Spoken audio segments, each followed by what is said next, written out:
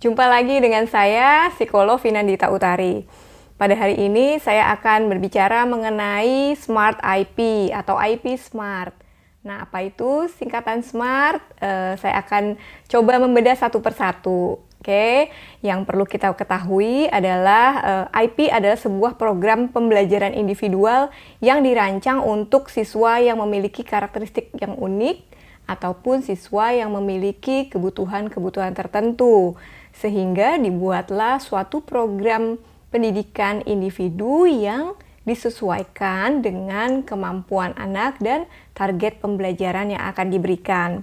Kemudian ada hal-hal yang perlu dimasukkan ke dalam IP, yaitu yang pertama adalah masalah smart dalam IP. Yang pertama, S. S berarti spesifik, jadi segala sesuatunya harus spesifik sesuai dengan kebutuhan anak tersebut. Spesifik sasaran-sasaran yang akan dicapai, termasuk juga di dalamnya dari aspek kognitifnya, perilakunya, sosial emosional, motoriknya bagaimana. Jadi semuanya harus spesifik sesuai dengan kemampuan anak tersebut. Kemudian yang kedua adalah yang measurable. Measurable itu artinya dapat diukur atau terukur secara kemampuan anak, sesuai dengan kemampuan anak.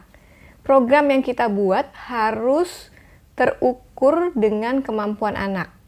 Di sini, jangan sampai kalau kita bikin program, ternyata anaknya nggak bisa capai.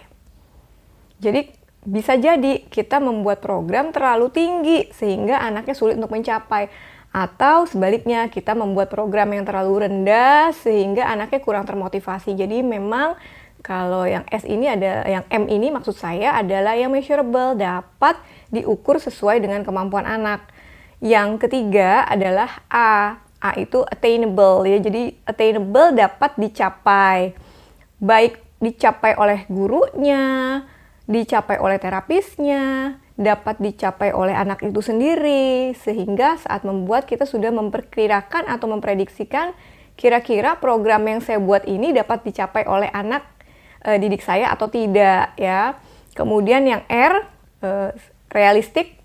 Realistislah dalam membuat program. Jadi kalau memang kemampuannya motoriknya masih lemah, masih perlu misalnya materi dot to dot atau tracing seperti itu ya.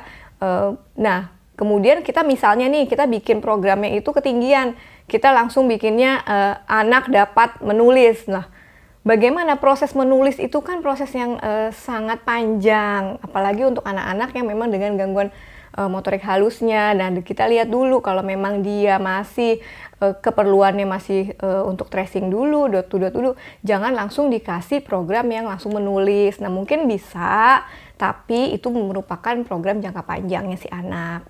Nah, yang terakhir adalah tangible. Tangible itu artinya dapat dicapai secara waktu. Kita harus tentuin dulu nih, misalnya waktu jangka pendek 6 bulan, per semester, atau per term, per 3 bulan, atau waktu jangka panjang, misalnya per 1 tahun ajaran gitu. Jadi kita saat membuat itu di IP ada target jangka pendek dan ada target jangka panjang yang ingin dicapai, sehingga terciptalah atau tercapailah prinsip SMART dalam IP ya. Oke, nanti next time saya akan upload lagi video-video lainnya tentang pendidikan anak berkebutuhan khusus. Tetap selalu di channel saya ini, Vinandita Utari. Jangan lupa subscribe, nyalakan loncengnya. Terima kasih, bye-bye.